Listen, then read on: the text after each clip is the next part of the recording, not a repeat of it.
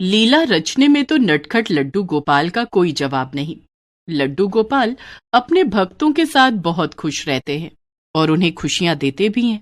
ऐसी ही कहानी है यशोदा और नंद की, जिनकी खुशियों के लिए लड्डू गोपाल को एक साधारण बालक का रूप धरकर आना पड़ा और स्कूल भी जाना पड़ा। गोकुल गांव में यशोदा और नंद रहते थे। दोनों की शादी को 4 साल बीत गए थे, लेकिन उनकी कोई संतान नहीं थी। यशोदा और नंद दोनों लड्डू गोपाल के परम भक्त थे।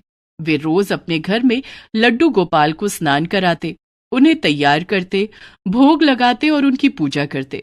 नंद गांव के मुखिया जी के खेतों में काम करता था। नंद के काम पर जाने के बाद यशोदा का सारा समय लड्डू गोपाल के साथ बीतता। वो उनके साथ खेलती, उनके लिए तरह तरह के पकवान बनाती और उन्हें खिलाती। खाओ खाओ न मेरे लड्डू गोपाल, आज मैंने आपके लिए खीर पूरी बनाई है। आपको खीर पसंद है ना? लो खा लो। कल मैं आपके लिए अपने हाथों से ताजे ताजे मक्खन निकालूंगी और आपको मक्खन का भोग लगाऊंगी। मक्खन का नाम सुनते ही लड्डू गोपाल ने सारी खीर झटपट खा ली। यशोदा जब अपने हाथ में खीर लेकर लड्डू गोपाल के मुंह के पास ले जाती तो खीर अपने आप कहीं गायब हो जाती। यशोदा ने देखा कि लड्डू गोपाल के मुंह में खीर लगी हुई थी। इसी तरह यशोदा लड्डू गोपाल को जो भी खिलाती वे बड़े प्यार से खा लेते थे। मेरे लड्डू गोपाल, क्या तुम नहीं चाहते कि हमारे आंगन में सचमुच का लड्डू गोपाल खेले? मेरी सूनी गोद कब भरेगी? बोलो, तुम तो मेरे बेटे हो ही। तुम चिंता मत करो, तुम्हारी जगह कोई नहीं लेगा, लेकिन मेरे सिर से बांझ का कलंक हटा दो। इसी तरह यशोदा लड्डू गोपाल से बातें करती और उनसे संतान प्राप्ति के लिए प्रार्थना करती। नंद भी लड्डू गोपाल का बहुत ख्याल रखता था। वो जब भी बाहर से आता लड्डू गोपाल के लिए कुछ न कुछ जरूर लाता था। यशोदा, ये लो, मैं लड्डू गोपाल के लिए मिश्री लाया हूँ। लड्डू गोपाल को दही और मिश्री बहुत पसंद है ना? उन्हें कल दही और मिश्री का भोग लगाना। हाँ, मेरे लड्डू गोपाल को दही मिश्री बहुत पसंद है।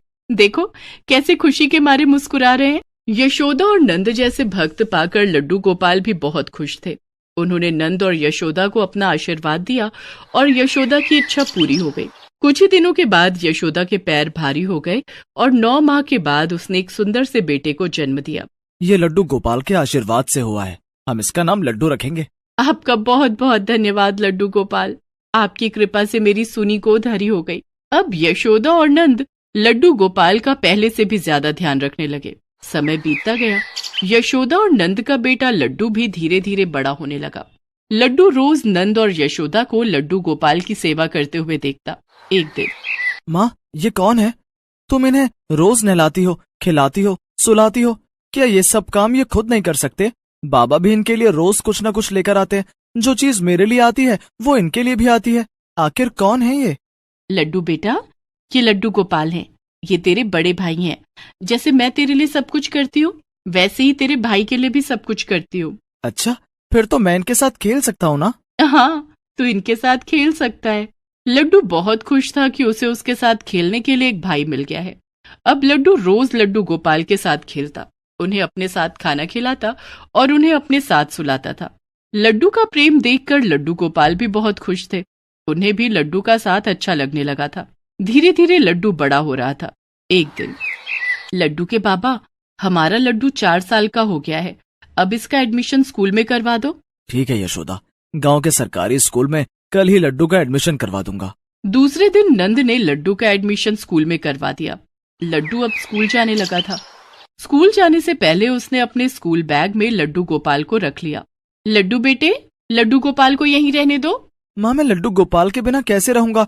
वहाँ मेरा मन नहीं लगेगा। लड्डू बेटे, शाम को जब घर आओगे तब लड्डू गोपाल के साथ खूब खेलना, लेकिन अभी स्कूल में पढ़ाई करनी है ना। लेकिन माँ, तुमने कहा था कि लड्डू गोपाल मेरे बड़े भाई हैं। अगर मैं स्कूल जा सकता हूँ तो लड्डू गोपाल क्यों नहीं? क्योंकि लड्डू गोपाल को स्कूल जाने की कोई जरूरत नहीं है, वे बहुत ज्ञानी और विद्वान हैं। यशोदा ने लड्डू को समझाकर स्कूल तो भेज दिया, लेकिन लड्डू का पढ़ाई में मन ही नहीं लगता था। वो स्कूल में बैठकर सिर्फ लड्डू गोपाल को याद किया करता था। इस तरह लड्डू परीक्षा में फेल होने लगा, जिस कारण नंद और यशोदा परेशान रहने लगे। यशोदा मन ही मन लड्डू गोपाल से प्रार्थना करने लगी, हे लड्डू गोपाल, मेरे लड्डू को ना जाने क्या हो गया है, वो पढ़ाई करता ही नहीं है। आप ही कुछ करो ना प्रभु, आपके पास तो सारी मुश्किलों का हल है। लड्डू गोपाल यशोदा की प्रार्थना सुनकर मुस्कुराए।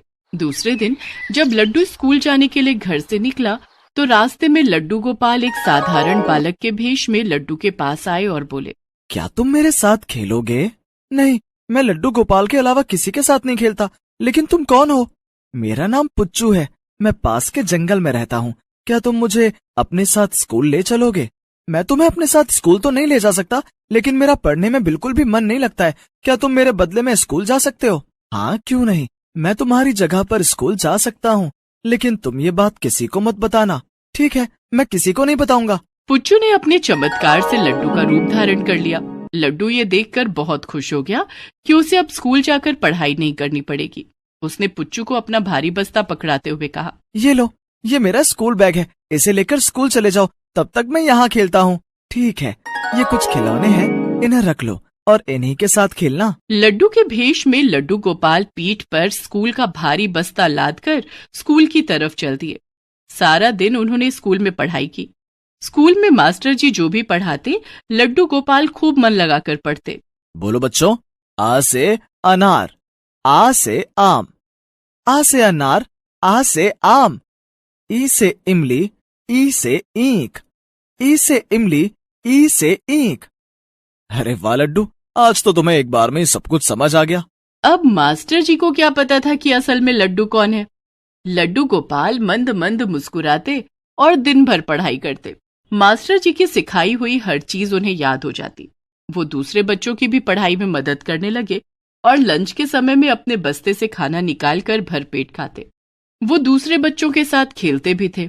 शाम को जब वो स्कूल से लौटे तो उन्होंने लड्डू को वो सब पढ़ाया जो उन्होंने स्कूल में पढ़ा था। बोलो लड्डू, आ से अनार, आ से आम, आ से अनार, आ से आम, ई से इमली, ई से ईख, ई से इमली, ई से ईख। लड्डू गोपाल के चमत्कार से लड्डू को सारी पढ़ाई समझ में आने लगी और उसका पढ़ने में मन लगने लगा। अब रोज यही होता।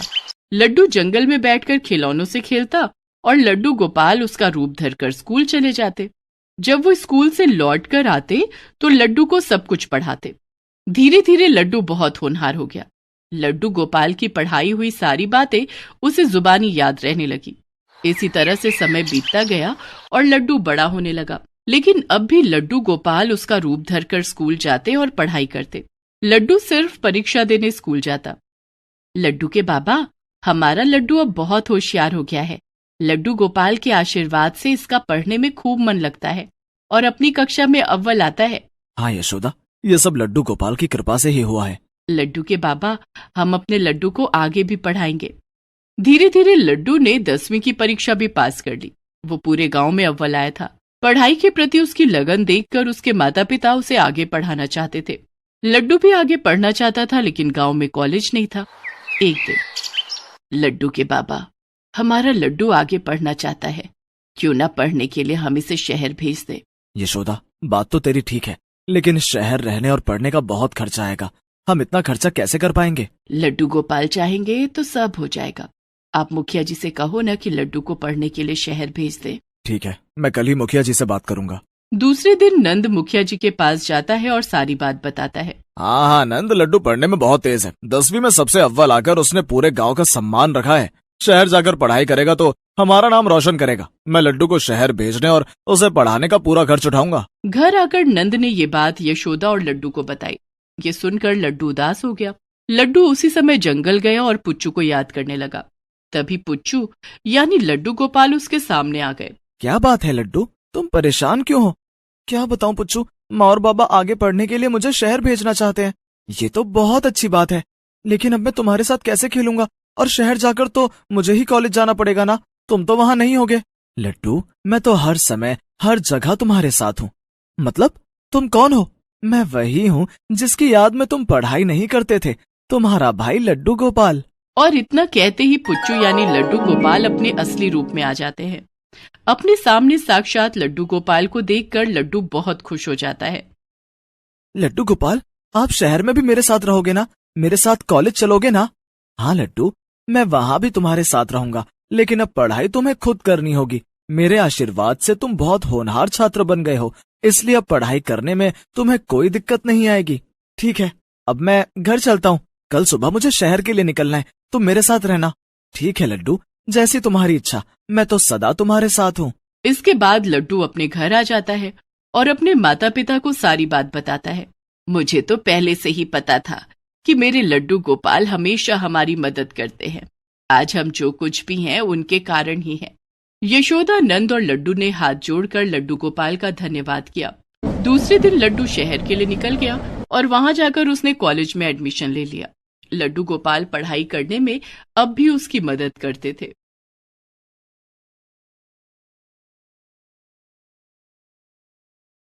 मम्मी चलो ना, आपको और कितना मेकअप करना है अभी? बस 2 मिनट और। ओहो मम्मी चलो ना, वाटर पार्क में जब हम पानी में जाएंगे तब तो आपका सारा मेकअप वैसे ही धुल जाएगा। चुप कर, बहुत बोलने लगी है। जब बड़ी हो जाएगी ना तब तुझे समझ आएगी मेकअप की इम्पोर्टेंस। ना मम्मी, मैं तो कभी मेकअप नहीं करूंगी। बिल्कुल ठीक बेटा, और वैसे भी मेरी गुड़िया तो इतनी प्यारी है कि उसे मेकअप की जरूरत ही नहीं। ओहो लो, छोड़ दिया मैंने। चलो अच्छा सुनिए, वाटर पार्क से लौटते हुए थोड़ा मार्केट भी चल लेंगे। जन्माष्टमी आ रही है तो बाल गोपाल जी के लिए नए कपड़े और बाकी का सामान लेना है। बाकी का सारा सामान खरीद लेना मम्मी, लेकिन बाल गोपाल जी के कपड़े मत लेना। अरे पर ऐसा क्यों बेटा? जन्माष्टमी पर तो बाल गोपाल जी को नए कपड़े ही पहनाते हैं ना। हाँ मम्मी, पर इस बार भी बाल गोपाल नए ही कपड़े पहनेंगे, लेकिन मार्केट से खरीदे हुए नहीं। आप भूल गयी? इस बार तो हम बाल गोपाल के कपड़े खुद बनाने वाले थे ना। अरे हाँ, ऐसा सोचा तो था, पर बेटा टाइम निकालना थोड़ा मुश्किल है। कुछ मुश्किल नहीं है मम्मी, आप बस मुझे बता देना कि कैसे करना है। कपड़े मैं ही बनाऊंगी। अरे बाबा, जो करना है वो लौट कर लेना। अब चलें। और इसी के साथ मीरा और उसके माता पिता घर से चल पड़े। वो सभी वीकेंड पर वाटर पार्क घूमने जा रहे थे। मीरा बहुत एक्साइटेड थी, लेकिन ये एक्साइटमेंट वाटर पार्क जाने से ज्यादा किसी और बात को लेकर थी। मम्मी देखो, मैं बाल गोपाल जी को अपने साथ ले आई हूँ। हम लौटते हुए मार्केट से इनकी ड्रेस के लिए सब कुछ खरीद लेंगे। हम रेड कलर का कपड़ा खरीदेंगे और उस पर गोल्डन लेस लगाएंगे। और मैंने सोचा है कि मैं बाल गोपाल जी के लिए मोतियों की माला भी अपने हाथों से बनाऊंगी, तो उसके लिए कलरफुल मोती भी ले लेंगे। और हाँ, बाल गोपाल जी के लिए नई बांसुरी और मोर पंख भी तो चाहिए होंगे ना। हाँ हाँ, सब लेंगे बेटा, पर अभी तुम ये सब क्यों सोच रही हो? हम वाटर पार्क जा रहे हैं, तुम वहाँ जाने के लिए एक्साइटेड नहीं हो क्या? ऐसा नहीं है पापा, लेकिन बाल गोपाल जी का बर्थडे आ रहा है और वो तो सबसे इम्पोर्टेंट है ना। चलो भाई, आ गए वाटर पार्क। तुम दोनों गेट की तरफ चलो, मैं जल्दी से टिकट्स लेकर आता हूँ। मीरा ने अपनी फैमिली के साथ वाटर पार्क में खूब एंजॉय किया और फिर कुछ देर बाद, मम्मी वो देखो, वो आपकी फेवरेट राइड है ना, चलो अब उसी पर चलते हैं। नहीं बेटा, वहाँ बच्चों को नहीं ले जा सकते, तो रहने दो उसे। लेकिन मम्मी आपको तो उस पर जाना था ना। ऐसा करो, आप दोनों वो राइड ले आओ, मैं यहीं पर आपका वेट कर लूंगी। नहीं बेटा, हम तुम्हें यहाँ अकेले नहीं छोड़ सकते। मैं अकेली कहाँ हूँ मम्मी, मेरे बाल गोपाल तो है मेरे साथ। कविता, जब यहाँ आई ही है तो फिर दिल खोल कर मजे कर लो, फिर ना जाने कब मौका मिले। अच्छा ठीक है, पर मीरा तुम यहीं पर रहना, हमारे ठीक सामने। यहाँ से कहीं मत जाना तुम, ओके? हाँ मम्मी, आप जाओ पापा के साथ। इसके बाद कविता और सुनील राइड के लिए चले गए और मीरा वहीं पड़ी एक बेंच पर बैठकर अपने बाल गोपाल को निहारने लगी। उसे इस बात का जरा भी अंदाजा नहीं था कि अगले ही पल सब कुछ बदलने वाला था। सुनील और कविता एक बहुत ही बड़े झूले पर राइड ले रहे थे, जिसका संतुलन अचानक ही बिगड़ गया। झूला काफी जोर से हिलने लगा। उस वक्त सुनील और कविता काफी ऊंचाई पर थे, जहाँ से वो सीधे जमीन पर आ गिरे। मीरा को जब तक इस सब का पता चला, सब कुछ खत्म हो चुका था। उसके मम्मी पापा का साथ उससे हमेशा के लिए छूट चुका था। एक ही पल में मीरा अनाथ हो चुकी थी। इस हादसे के बाद पुलिस ने मीरा को उसके चाचा चाची के सुपुर्द कर दिया और यहीं से मीरा के लिए मुश्किलों का दौर शुरू हो गया। ए महारानी, सारा दिन ऐसे ही बैठी रहेगी या कुछ काम भी करेगी? मैं तो तंग आ गई हूँ इस आलसी लड़की से। जाकर रसोई में सारे बर्तन धो और फिर हम सबके बिस्तर भी लगा। चल उठ जल्दी से। हाँ चाची, मैं करती हूँ। अब चाची, जन्माष्टमी आने वाली है। तो तुझे उससे क्या करना है? मम्मी और मैं बाल गोपाल जी के लिए नए कपड़े बनाने वाले थे अपने हाथों से। हाँ तो अब ना तो तेरी मम्मी जिंदा है और ना ही मेरे पास इतना फालतू टाइम है, समझी? काम से बचने के बहाने मत बना और जाकर वो कर जो कहा मैंने। मीरा का घर और बाकी सब कुछ उसके चाचा यानी सुनील के छोटे भाई ने हथिया लिया, लेकिन फिर भी वो और उसकी पत्नी मीरा से बिल्कुल भी अच्छा व्यवहार नहीं करते थे। मीरा उनके लिए एक नौकरानी से बढ़कर और कुछ नहीं थी। मासूम मीरा ने सब कुछ बर्दाश्त किया, लेकिन अपने बाल गोपाल के लिए उसे कुछ तो करना ही था। अरे ये दुपट्टा, ये किससे पूछकर उठाया तूने और क्या कर रही है तू इसके साथ? चाची, मैं इससे बाल गोपाल जी के लिए नए कपड़े बना रही हूँ। क्या तेरी इतनी हिम्मत? ये दुपट्टा मैं अपने लिए खरीद कर लाई थी और तूने इसका ये हाल कर दिया। ठहर जा, आज मैं तेरा दिमाग ठिकाने पर लेकर ही आती हूँ। इतना कहकर मीरा की चाची रसोई की तरफ गई और वहाँ से एक मोटा बेलन लेकर बाहर आई। वो बहुत गुस्से में थी। वो उस बेलन से मीरा को मारने वाली थी, लेकिन वो ऐसा कर पाती उससे पहले ही मीरा रोती हुई घर से बाहर निकल गई। ये सब क्या हो गया मम्मी पापा? अब क्यों चले गए मुझे छोड़कर? बाल गोपाल जी, अब क्या होगा? हम कहाँ जाएंगे? मीरा अपने बाल गोपाल के साथ सारा दिन इधर उधर भटकती रही और फिर रात को वो फुटपाथ पर ही सो गई। सुबह आँख खुली तो भूख के मारे मीरा का बुरा हाल था। मीरा फिर चल पड़ी। मार्केट में एक से एक खाने की चीजें दिख रही थी, लेकिन मीरा के पास उन्हें खरीदने के लिए पैसे ही नहीं थे। तभी अचानक एक आदमी मीरा के पास आया और उससे बोला, ए लड़की, क्या कर रही है यहाँ पर? चल हट यहाँ से, ग्राहकों के लिए रास्ता छोड़। अंकल, मैं हट जाऊंगी, पर प्लीज कुछ खाने को दे दो, बहुत भूख लगी है। ऐसे मुफ्त में कुछ नहीं मिलेगा। खाना चाहिए तो तुझे काम करना होगा। हाँ अंकल, आप बताओ ना, क्या काम करना होगा मुझे? मेरे होटल में झाड़ू पोछा करना होगा और बर्तन भी धोने होंगे, लेकिन इसके बदले में मैं तुझे पैसे नहीं दूंगा। हाँ, पेट भर के खाना खिला दिया करूंगा, वो भी रोज। मीरा छोटी भी थी और मासूम भी, इसीलिए उसने एक बार भी नहीं सोचा और उस आदमी की बात तुरंत मान ली। उस आदमी का नाम राम किशोर था। वो एक होटल चलाता था। उसने बड़ी ही चालाकी से मीरा को काम पर रख लिया, और वो भी सिर्फ 3 वक्त के खाने के बदले। लेकिन मीरा इसमें भी खुश थी। वो सारा दिन राम किशोर के होटल में काम करती और फिर होटल के बाहर ही फुटपाथ पर सो जाती। इतने मुश्किल हालात में भी मीरा ने बाल गोपाल का साथ नहीं छोड़ा और बाल गोपाल ने भी मीरा को थामे रखा। अंकल, कल जन्माष्टमी है, मुझे अपने बाल गोपाल जी के लिए नए कपड़े खरीदने हैं और इनकी पूजा भी करनी है और इन्हें खिलाने के लिए। अरे बस कर लड़की, तेरा खुद का तो कोई ठिकाना है नहीं और चली है बाल गोपाल को संवारने। तुझे पेट भर खाना दे रहा हूँ ना, बस उससे ज्यादा कोई उम्मीद मत करना मुझसे। मीरा उदास हो गई और जाकर बर्तन धोने लगी।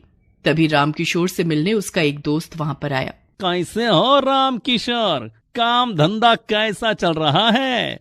ऊपर वाले का करम है भाई। और अपना सोनू, वो कैसा है अब? बस यही मत पूछो मेरे भाई, उसे जब जब देखता हूँ मेरा तो कलेजा फटने लगता है। पूरे 5 साल हो गए उसे बिस्तर पर पड़े पड़े, शरीर का कोई हिस्सा हिलने का नाम नहीं ले रहा। बड़े से बड़े डॉक्टर को दिखा लिया पर कोई फायदा नहीं हुआ। भगवान ही जाने क्या लिखा है मेरे बच्चे के नसीब में। इतना कहकर राम किशोर फूट फूट कर रोने लगा। दरअसल 5 साल पहले उसके बेटे सोनू को अचानक तेज बुखार आया और फिर उसके पूरे शरीर पर लकवा मार गया। तब से वो बिस्तर पर ही था। क्या डॉक्टर और क्या नीम हकीम, राम किशोर सब कुछ आजमा चुका था, लेकिन सोनू की हालत में बिल्कुल भी सुधार नहीं आया। वैसे तो इससे पहले भी मीरा ने सोनू के बारे में होटल के दूसरे कर्मचारियों से थोड़ा बहुत सुना था, लेकिन उस दिन राम किशोर से सारा हाल सुनने के बाद उससे रहा नहीं गया। वो सीधे राम किशोर के पास गई और उससे बोली, अंकल जी, ये लीजिए, ये मेरे बाल गोपाल जी का मोर पंख है। इसे सोनू भैया के तकिए के नीचे रख देना, फिर देखना मेरे बाल गोपाल उन्हें कैसे ठीक कर देंगे। मैंने इनसे कहा है सोनू भैया को ठीक करने के लिए, और ये मेरी बात हमेशा सुनते हैं। राम किशोर को मीरा पर बिल्कुल भी विश्वास नहीं था, लेकिन फिर भी उसने वो मोर पंख उससे ले लिया और रात को उसे सोनू के तकिए के नीचे भी रख दिया। फिर अगले दिन, मीरा, ओ मीरा, कहाँ है तू? क्या हुआ अंकल जी, मुझसे कोई गलती हो गई क्या? गलती नहीं मेरी बच्ची, तूने तो वो कर दिखाया जिसकी मैंने उम्मीद ही छोड़ दी थी। इतना कहकर राम किशोर ने मीरा को गले से लगा लिया। तभी पीछे से सोनू वहाँ आया। उसे अपने पैरों पर खड़ा देखकर वहाँ हर कोई चौंक गया। सुशीला, देखो, यही है वो जिसने हमारे बच्चे को फिर से हमें लौटा दिया। नहीं अंकल जी, ये सब तो मेरे बाल गोपाल जी ने किया है। देखिए कैसे मुस्कुरा रहे हैं, आप इन्हें थैंक यू कह सकते हैं। हाँ बेटा, हम तुम्हारे बाल गोपाल जी को थैंक यू भी कहेंगे और आज इनका बर्थडे भी खूब अच्छे से मनाएंगे। तुम्हें इनके लिए जो चाहिए वो सब मैं तुम्हें दिलवाऊंगी। क्या सच में aunty? Thank you aunty. Aunty नहीं बेटा, तुम अब से मुझे मम्मी बुला सकती हो। हम तुम्हारे बारे में सब जानते हैं, लेकिन तुम इतना जान लो कि आज से तुम अकेली नहीं हो, क्योंकि आज से हम तुम्हारे मम्मी पापा और सोनू तुम्हारा भाई है। मीरा के लिए एक ही पल में जैसे सब कुछ बदल गया। उसने मुस्कुराकर बाल गोपाल को देखा और उन्हें गले लगाते हुए बोली, थैंक यू बाल गोपाल जी और happy birthday. Please subscribe this channel.